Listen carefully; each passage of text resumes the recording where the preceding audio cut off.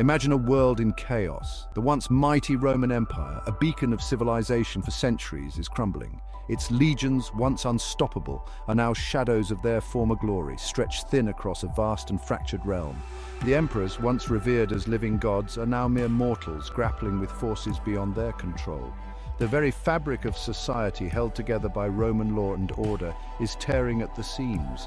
From the sun-drenched shores of North Africa to the mist-shrouded forests of Britannia, the empire groans under its own weight. Barbarian tribes, sensing weakness, claw at its borders, eager for a taste of Roman riches and driven by their own struggles for survival. The grandeur of Rome, its magnificent cities, its aqueducts and temples, its very legacy seems poised to be swept away on a tide of destruction. Yet amidst the ruins of a dying world, a new force is taking root. A force born not of might or military prowess, but of faith, hope, and a message of radical love. A force that will rise from the ashes of the old order to shape the destiny of the West for centuries to come. This is the story of Christianity and the fall of Rome. This is the story of how, in the darkest of times, a flicker of hope ignited a fire that would illuminate the world.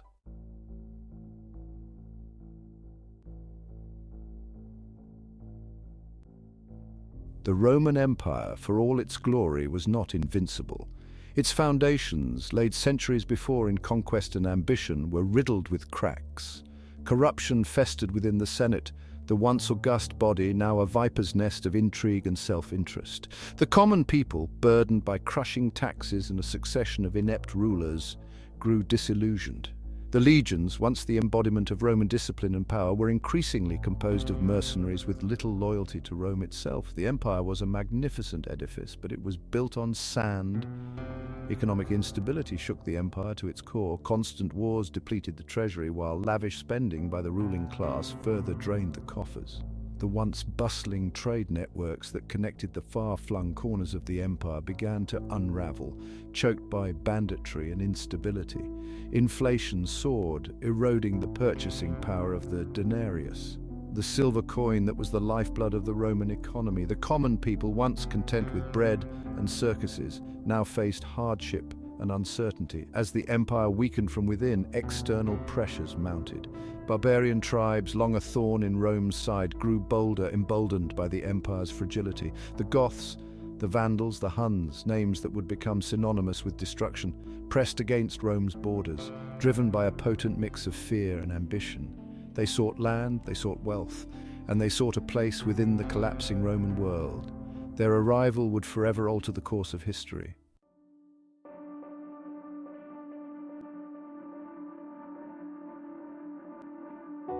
Yet even as the Roman world teetered on the precipice, a new force was emerging from the shadows. In the bustling cities and remote villages of the empire, a whisper was spreading, a message of hope and salvation. It was a message that resonated with the poor and the oppressed, the downtrodden and the despairing. It was the message of Christianity. Born in the Roman province of Judea, Christianity began as a small, seemingly insignificant sect within Judaism, but its message centered on the teachings of Jesus of Nazareth, a charismatic preacher who spoke of love, forgiveness, and a kingdom not of this world, proved to be powerfully attractive. Christianity offered a stark contrast to the violence and materialism of Roman society. It promised eternal life, not in some distant afterlife, but in a personal relationship with a loving God. At first, the Roman authorities paid little attention to this new faith. They saw it as just another eccentric cult in a world teeming with them. But Christianity was different. It transcended social barriers, welcoming slaves and masters, men and women, rich and poor. Its adherents, bound by a shared faith and a deep sense of community, refused to renounce their beliefs, even in the face of persecution. Their unwavering commitment would ultimately prove to be Rome's undoing.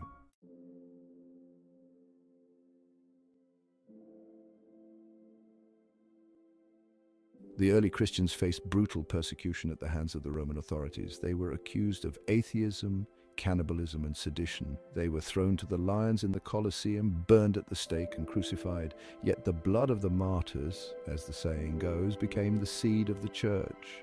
For every Christian who fell, more seemed to take their place.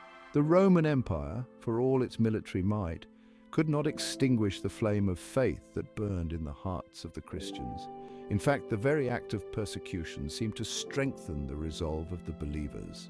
The catacombs of Rome, where Christians met in secret to worship, became symbols of their resilience and their unwavering commitment to their faith. The more the Roman authorities tried to crush Christianity, the stronger it seemed to grow.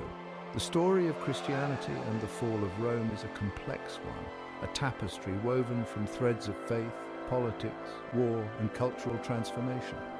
It is a story of the decline and fall of one of the greatest empires the world has ever known, and the simultaneous rise of a new force that would shape the Western world for centuries to come. It is a story that continues to resonate today, reminding us that even in the darkest of times, hope can emerge from the ashes of despair.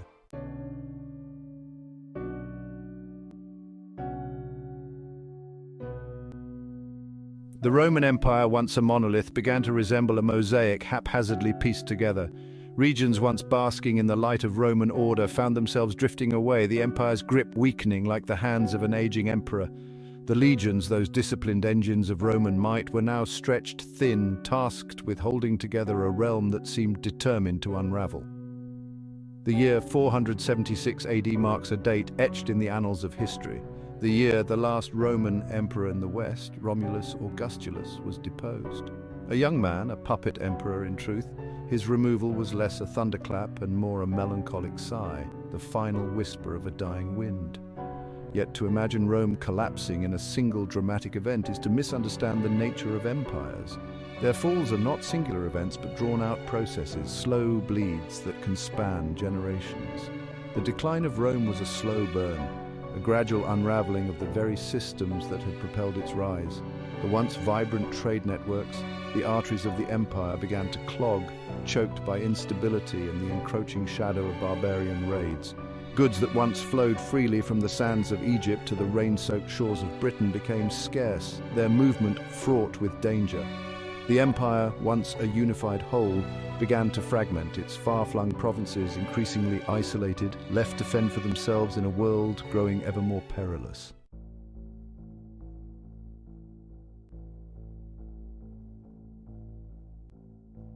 Imagine a tapestry woven over centuries depicting the grandeur of Rome. Each thread represents a facet of Roman life: law, language, culture, military might. Now, picture that tapestry being slowly pulled apart, thread by thread, the intricate design disintegrating into a jumble of loose ends. This was the reality of the Western Roman Empire in the 5th century. The disintegration of central authority left a void, a vacuum, quickly filled by competing factions and opportunistic warlords. The once unified legal system, the bedrock of Roman justice, crumbled, replaced by a patchwork of local customs and the whims of strongmen. What had been a relatively ordered society, governed by the rule of law, descended into a chaotic struggle for survival.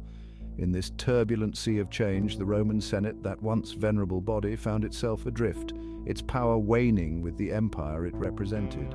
The senators, once masters of a vast empire, became increasingly irrelevant, their debates echoing in the hollow halls of a dying institution.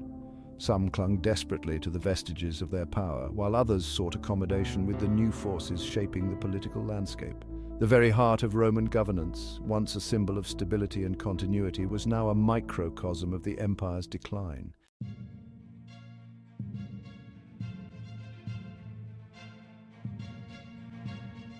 The decline of the Roman military was perhaps the most visible symptom of the empire's waning strength. The legions, once the envy of the known world, found their ranks increasingly filled with foreign mercenaries, men who fought for coin, not for the glory of Rome. These soldiers, often lacking the discipline and training of their Roman predecessors, were a pale shadow of the legions that had conquered Gaul and subjugated Carthage. The once impenetrable borders of the empire, patrolled by the watchful eyes of legionaries, became porous, susceptible to the incursions of barbarian tribes. These tribes, often driven by pressures from further east, saw in the weakening empire an opportunity, a chance for land, for wealth, for a foothold in a world in flux. Their incursions, once easily repelled, became bolder, more frequent, more devastating.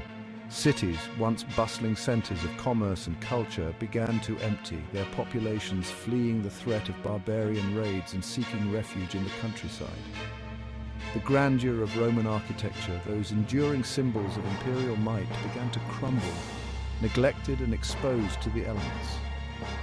The physical decay of Roman infrastructure mirrored the decay of the empire itself, a tangible reminder of a glorious past fading into oblivion.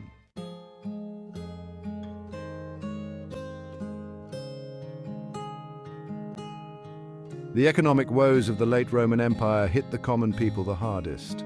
The once mighty Roman economy, built on the backs of slaves and fueled by the spoils of conquest, began to sputter.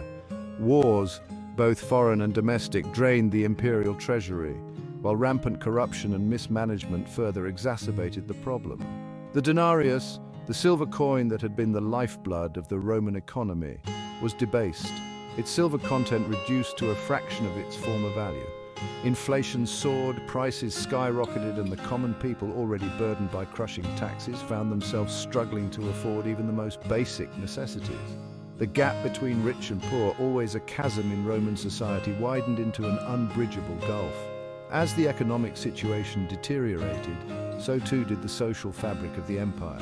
The once vibrant middle class, the backbone of Roman society, was squeezed out of existence, caught between the grinding poverty of the masses and the obscene wealth of the elite.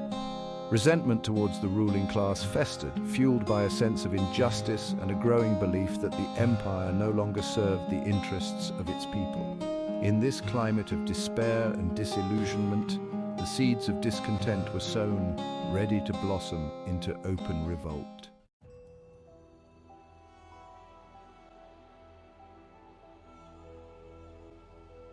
Despite the spread of Christianity, traditional Roman religion, a complex tapestry of gods and goddesses, rituals and superstitions, still held sway over many within the empire. The old gods, once believed to guarantee Rome's success, seemed to have abandoned their people, their temples now silent witnesses to the empire's decline. Some Romans, clinging to the old ways, blamed the rise of Christianity for the empire's misfortunes. They saw the abandonment of the traditional gods as an invitation to disaster, a betrayal of the very foundations upon which Rome had been built. Others, desperate for a solution to the empire's woes, sought answers in esoteric cults and mystery religions, their rituals offering a glimmer of hope in an increasingly uncertain world. The decline of traditional Roman religion and the rise of new faiths, including Christianity, reflected the broader spiritual crisis gripping the late Roman world. People were searching for meaning, for solace, for something to believe in amidst the chaos and uncertainty of their age. The old certainties were gone, swept away by the tide of history, and in their place, new ideas, new beliefs, new gods began to take root.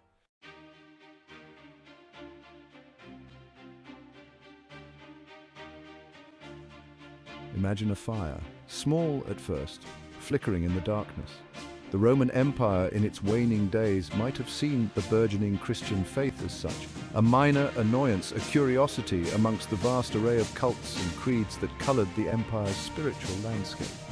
Yet this fire, fueled by a potent message of hope and salvation, would not be so easily extinguished. It was a faith born in adversity, shaped in the crucible of persecution. The very act of suppression seemed to only strengthen its resolve, each spark of defiance igniting others. The early Christians, often drawn from the lower rungs of society, found solace and strength in their shared beliefs.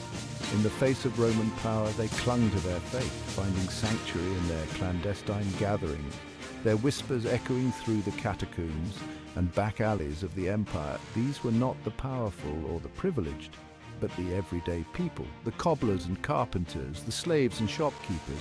Their faith was their refuge, their community, a source of strength in a world seemingly crumbling around them. The Roman authorities, accustomed to dealing with threats through brute force, found themselves ill-equipped to handle this new challenge. The Christians, far from being cowed by persecution, seemed to embrace it, their martyrdom feeding the flames of their faith. Every execution, every act of torture intended to break their spirit only served to solidify their resolve. The blood of the martyrs, as the saying goes, became the seed of the church.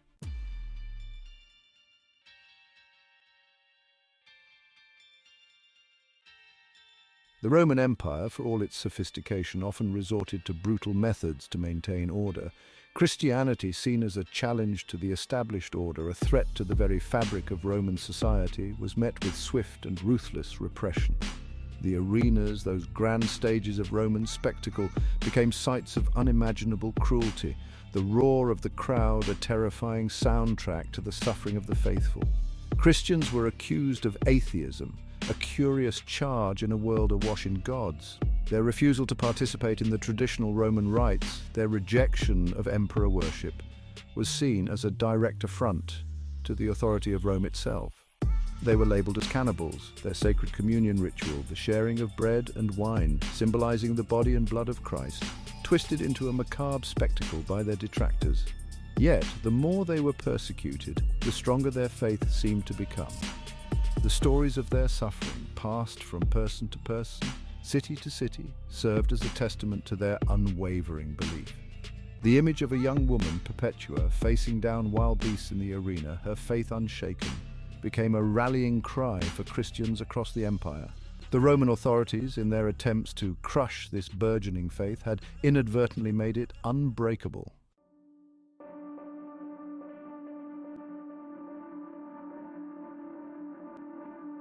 The catacombs of Rome, those subterranean labyrinths housing the remains of the dead, became unlikely sanctuaries for the living. In the cold, damp darkness, lit only by flickering torches, the early Christians gathered, finding solace in their shared faith, their whispers weaving a tapestry of resilience and defiance. These underground chambers meant for the deceased became wellsprings of life, nurturing a faith that would one day reshape the Western world. Word of mouth, that ancient and powerful engine of communication, became the lifeblood of the early church. With each retelling, the stories of the martyrs grew in power, their bravery emboldening others. Traders traveling along the empire's vast road network carried news of the faith to distant corners, planting seeds of belief in fertile ground. The Roman Empire, in its quest for order and control, had inadvertently created a network for the dissemination of the very faith it sought to suppress. In the bustling marketplaces, amidst the din of commerce, whispers of a new faith spread like wildfire. The message of Christianity, with its emphasis on love, forgiveness, and the promise of salvation, resonated with those weary of the Roman world's materialism and violence. The poor, the marginalized, the downtrodden, they found solace in the embrace of a faith that offered them not earthly power, but spiritual liberation.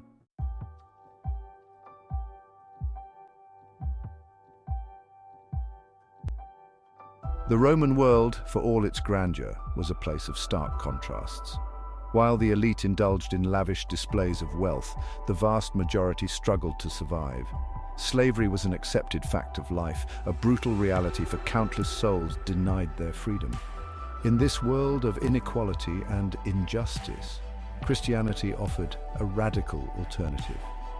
The message of equality, inherent in the teachings of Jesus, resonated deeply with those at the margins of Roman society. Slaves, hearing the words, "There is neither Jew nor Gentile, neither slave nor free, nor is there male and female, for you are all one in Christ Jesus," found their humanity affirmed in a way Roman law never could. Women, often relegated to the shadows in Roman society, found in Christianity a faith that valued their contributions and recognized their inherent dignity. The emphasis on charity, on caring for the sick and the poor, struck a chord in a world where compassion was often in short supply. The early Christians, bound by their shared faith, formed tight-knit communities offering support and solace to those in need. They established hospitals, cared for orphans, and provided for the widows, acts of radical kindness in a world accustomed to indifference.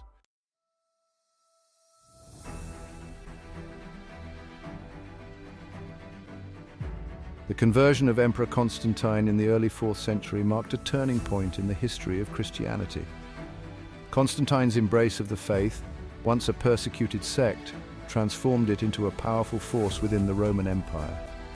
With his edict of toleration in 313 AD, Christianity went from the shadows to the forefront of Roman life, its symbols now appearing on coins and banners. Constantine's patronage, while a boon for the church, also brought about new challenges. The faith, once forged in the fires of persecution, now had to navigate the complexities of political power. The church, once a loose network of communities, began to develop a more hierarchical structure, with bishops wielding significant influence in the affairs of state. The line between the spiritual and the temporal, once seemingly clear, became increasingly blurred. The rise of Christianity within the Roman Empire was not a sudden takeover, but a gradual transformation, a slow but steady tide that reshaped the religious and cultural landscape. The old gods, once thought to guarantee Rome's success, slowly faded in relevance, their temples falling into disrepair. The values of Christianity, charity, compassion, forgiveness, began to permeate Roman society, laying the groundwork for a new era in Western civilization.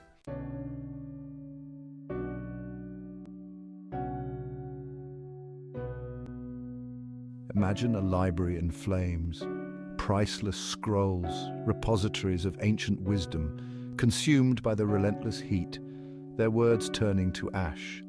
This was the fate of countless libraries during the fall of Rome, casualties of the chaos that engulfed the empire. Yet, amidst this destruction, a glimmer of hope emerged, a beacon of light flickering in the encroaching darkness. The Christian church, often perceived as hostile to secular knowledge, would become an unlikely savior, a sanctuary for the very texts that some feared it would destroy. The fall of Rome was not just a political or military event, it was a cultural earthquake that threatened to shatter the foundations of Western civilization. Generations of accumulated knowledge, the works of philosophers, poets, historians, all stood in jeopardy of being lost forever. The great libraries of Alexandria, Ephesus, Carthage, once centers of learning, drawing scholars from across the known world, now faced the destructive wrath of invading armies and the general breakdown of order. Yet, within the walls of monasteries, far removed from the turmoil engulfing the empire, a different kind of battle was being waged. A battle against forgetfulness, a struggle to preserve the intellectual treasures of the past. The monks, those dedicated scribes of a new age, saw it as their sacred duty to copy and preserve ancient texts, safeguarding them for future generations. Their efforts, often carried out in silence and solitude, would prove to be a lifeline for Western civilization, ensuring that the light of knowledge, though dimmed, would not be extinguished.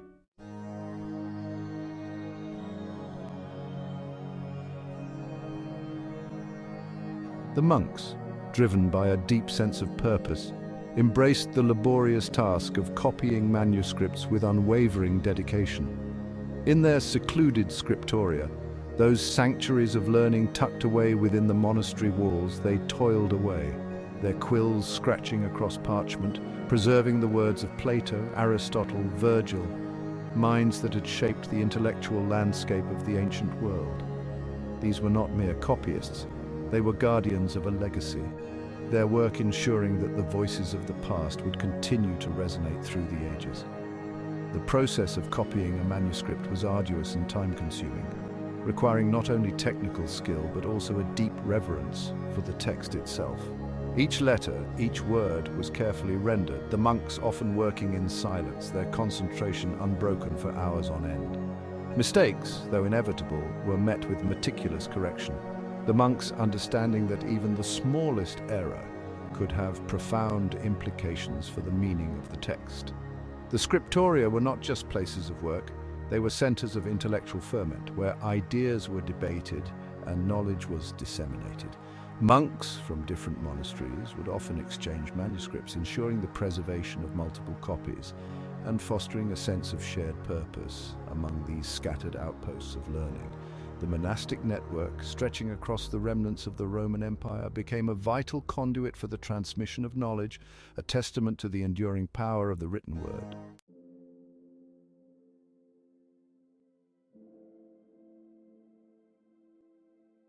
While the preservation of Christian scripture was paramount, the monks recognized the importance of preserving secular knowledge as well.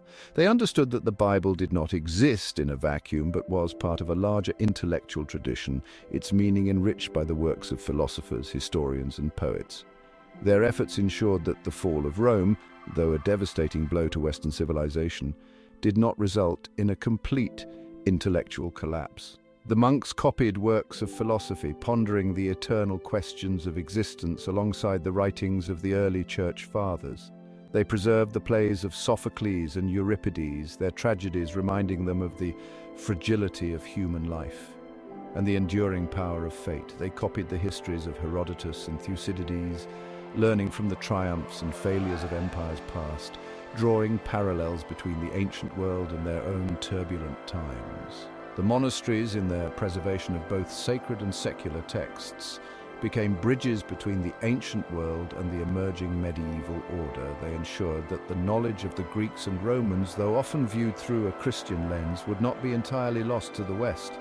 Their efforts, carried out in relative obscurity, laid the groundwork for the Renaissance, that great flowering of learning that would transform Europe centuries later.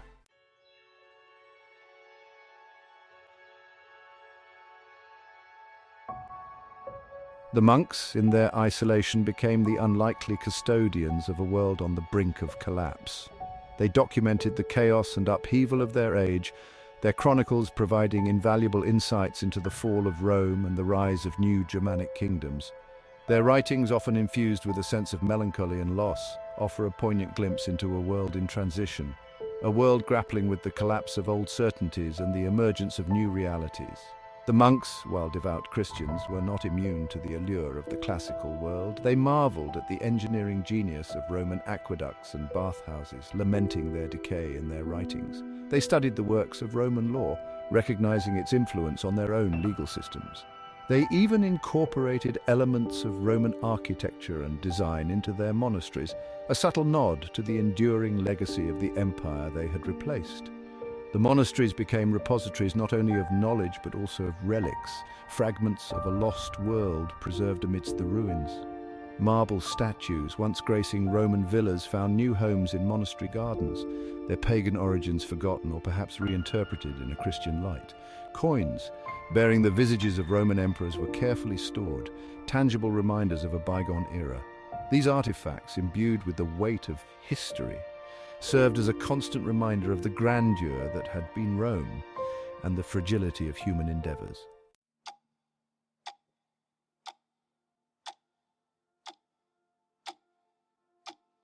The efforts of the monks, though heroic, could not fully stem the tide of decline that swept across Europe in the wake of the Roman Empire's collapse. Literacy rates plummeted, libraries were destroyed, and the pursuit of knowledge became a luxury few could afford. The world, it seemed, had entered a new dark ages, a period of intellectual stagnation that would last for centuries. Yet the seeds of learning planted by the monks in the fertile ground of their monasteries, though dormant, were not dead. They awaited the right conditions to sprout, to push through the hardened soil of ignorance and blossom anew. The knowledge preserved within the walls of those isolated outposts of learning would, in time, provide the foundation for a revival of learning, a reawakening of the Western mind. The story of the Church's role in preserving knowledge during the fall of Rome is a testament to the enduring power of ideas, the resilience of the human spirit, and the unexpected ways in which hope can emerge from even the darkest of times. It is a reminder that civilization, though fragile, is also remarkably tenacious, its flame, though flickering, capable of being rekindled even after the most devastating of storms.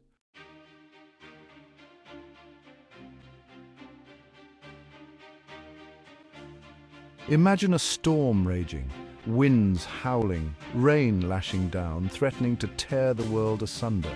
In the midst of this chaos, imagine sturdy pillars, seemingly untouched by the fury around them, offering a semblance of order, a beacon of hope in the overwhelming darkness. This was the role the Christian Church played amidst the ruins of the Roman world. As the old order crumbled, as institutions faltered and fear gripped the hearts of men, the Church stood firm, a source of stability in a world spiraling towards chaos. The fall of the Roman Empire left a void, a vacuum of authority and order that was quickly filled by uncertainty and fear. The once reliable systems of governance, of law and order, of trade and commerce crumbled, leaving the populace vulnerable and afraid. Barbarian invasions, once repelled by the might of Roman legions, now threatened the very heart of civilization. In these trying times, the Church, with its message of hope, its emphasis on community and its growing institutional strength, emerged as a beacon of stability. People, terrified and dispossessed, sought refuge within the Church's embrace. Here, amidst the familiar rituals, the comforting words of Scripture and the sense of shared purpose, they found solace and a degree of order in a world seemingly spinning out of control. The Church, with its network of bishops and priests, its growing influence in both spiritual and secular matters, provided a framework for rebuilding, a foundation upon which a new society could emerge from the ashes of the old.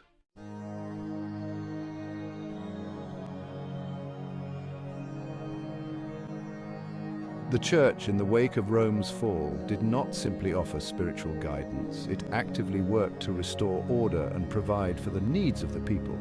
The bishops, those spiritual leaders entrusted with the care of their flocks, found themselves thrust into roles that extended far beyond the confines of the Church.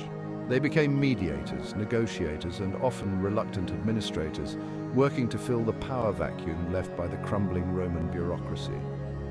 Imagine a tapestry, its once vibrant colors now faded, its intricate designs frayed by time and turmoil. This was the state of Roman society in the 5th and 6th centuries. The Church, with its emphasis on community, on charity, and on the inherent dignity of all people, provided the threads with which to weave a new tapestry, one that, while different from the Roman model, offered a path forward in a world seemingly bereft of hope. Bishops, often drawn from the ranks of the Roman elite, brought with them a degree of administrative experience, a familiarity with the workings of government that proved invaluable in those chaotic times. They negotiated with barbarian warlords seeking to protect their flocks from violence and extortion. They organized food distribution networks, ensuring that the poor and the displaced were fed. They even took on the role of judges, dispensing justice based on a blend of Roman law and Christian principles.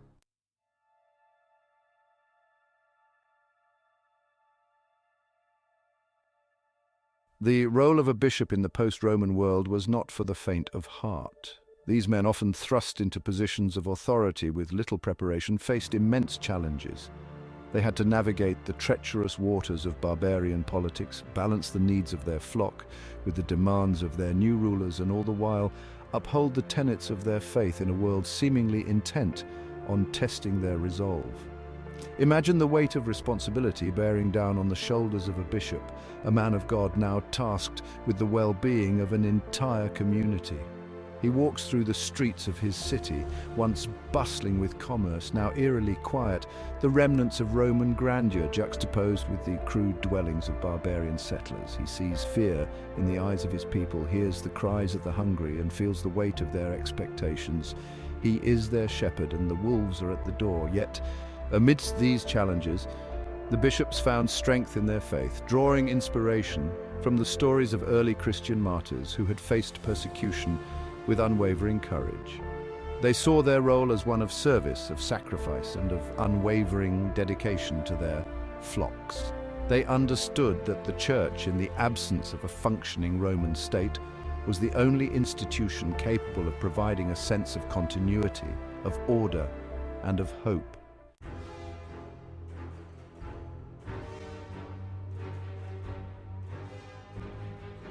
The Church's commitment to charity, a cornerstone of its teachings since its inception, took on new urgency in that post-Roman world. With the collapse of Roman social welfare systems, the Church stepped in to fill the void, providing food, shelter, and medical care to those in need.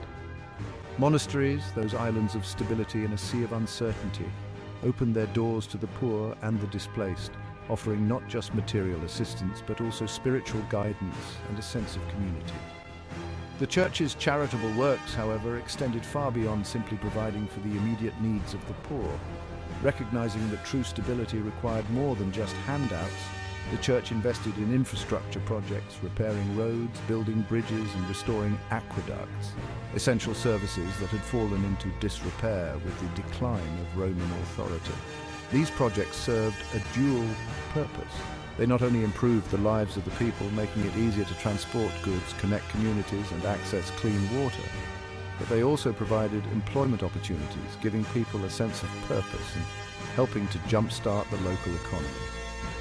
The Church, in its efforts to rebuild, understood that true charity involved not just meeting immediate needs, but also fostering self-sufficiency and restoring a sense of hope for the future.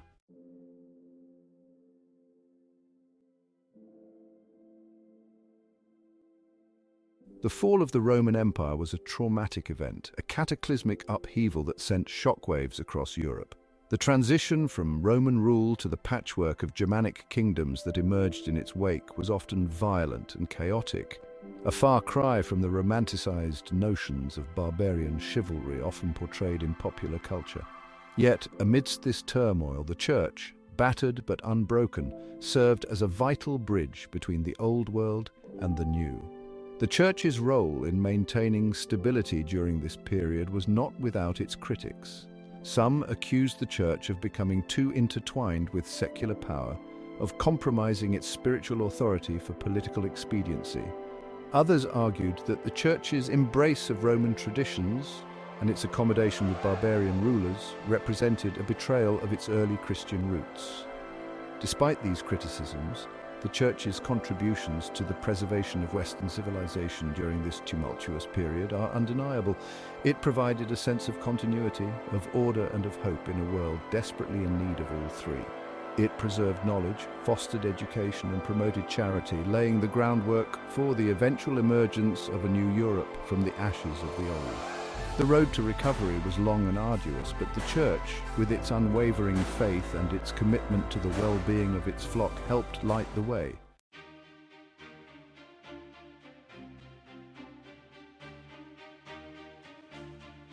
We stand amidst the ruins, not just of brick and mortar, but of an entire world order. The Roman Empire, that colossus that bestrode centuries, is now a whisper, its grandeur a fading memory. Yet here, amidst the toppled columns and the weathered stones, a new edifice has risen, the Church. From the ashes of a dying empire, a new force took root, one that would shape the destiny of the West in ways both profound and unforeseen. It would be simplistic, even naive, to argue that the Church single-handedly saved civilization as the Roman world crumbled. The story is far more nuanced, a complex tapestry woven from threads of political opportunism, genuine faith, cultural adaptation, and yes, at times, brute force. Yet to deny the Church's role as a stabilizing force, as a guardian of knowledge and as a beacon of hope in an era defined by fear and uncertainty, is to ignore a fundamental chapter in the story of Western civilization. The Church, in its infancy a persecuted sect, found itself thrust into a position of unexpected influence as the Roman world contracted. It inherited not just the spiritual void left by the decline of traditional Roman religion, but also many of the practical responsibilities of governance, of social welfare, even of law and order. This was not a role the early Christians had sought, but it was one they met with a blend of pragmatism and unwavering belief in their mission.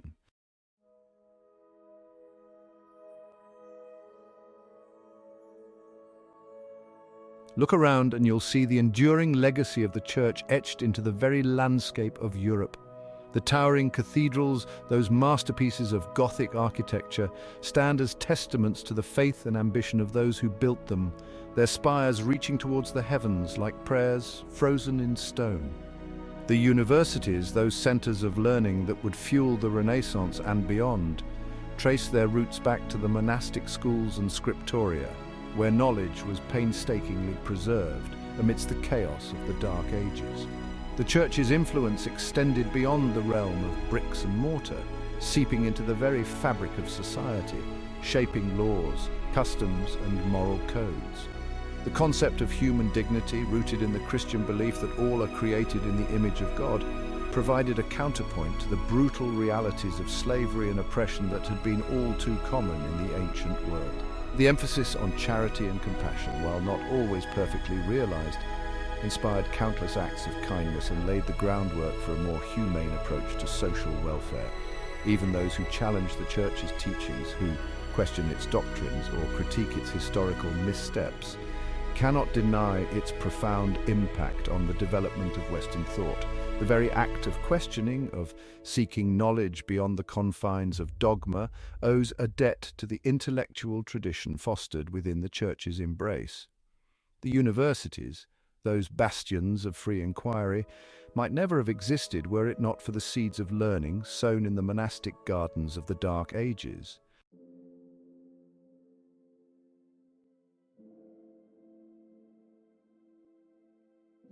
History is not a linear progression, but a messy, unpredictable affair, a chaotic dance of competing forces, unforeseen consequences, and individuals both heroic and flawed.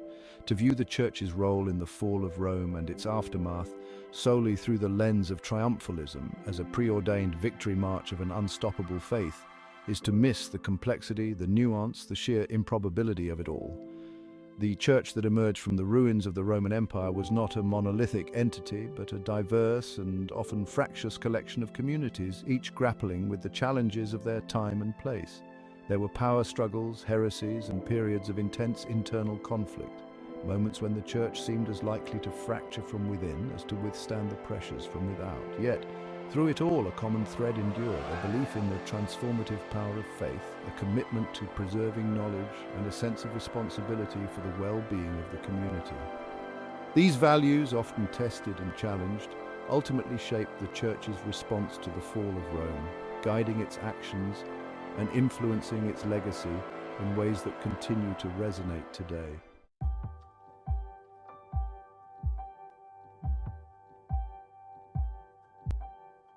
The story of the Church, like the story of civilization itself, is an unfinished one. It is a story that continues to unfold, with each generation adding its own chapter, its own interpretations, its own triumphs and failures. The Church today faces new challenges, new questions, and new opportunities to live up to its founding ideals of love, compassion, and the pursuit of truth. As we stand here amidst the echoes of empires past, let us remember the lessons of history, both its warnings and its inspirations. Let us remember the courage of those who clung to faith in times of darkness, the dedication of those who preserved knowledge amidst chaos, and the vision of those who dared to build a new world from the ruins of the old. The fall of Rome reminds us that even the mightiest of empires are not immune to the forces of history. The rise of the Church offers a glimmer of hope, a testament to the enduring power of ideas, of faith, and of the human spirit's remarkable ability to adapt, to rebuild, and to find meaning even in the face of profound loss. The story continues, and it is up to each of us to write the next chapter.